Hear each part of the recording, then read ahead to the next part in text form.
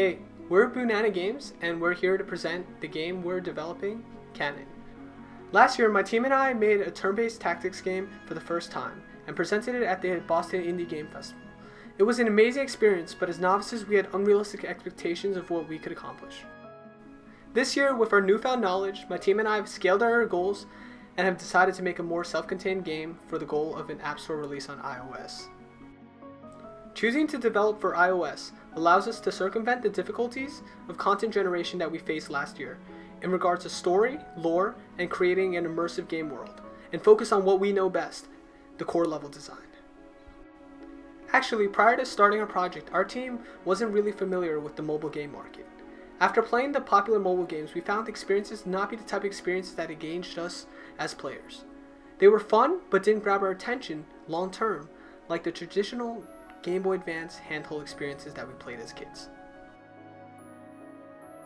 For our game, we wanted to have a simple control scheme, be fast and concise, but still deep and challenging.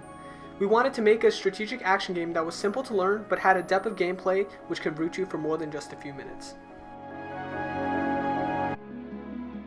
Canon is situated in a fantasy universe that has been cursed by an evil sorcerer that split the world into two colors. In light of the curse, two complementary swan fairies, inseparable in love, are kept apart until the curse is broken. Guide the two characters throughout the level of enemies to defeat the final sorcerer and restore peace to the land of Canon.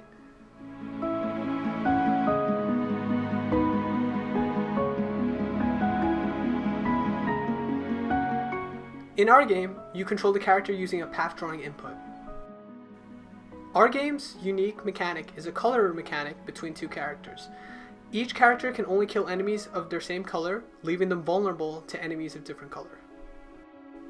These two oppositely colored characters must protect each other, one's weakness being the other's strength.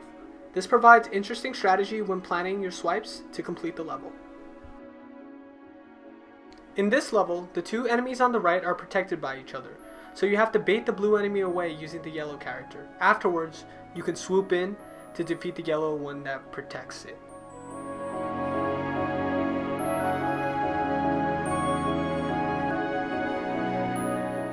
In this level, the enemies in the middle are producing the zones which protect its surrounding enemies. The player needs to swoop behind on the exposed back to destroy the enemy and its zone to then clear the remaining enemies.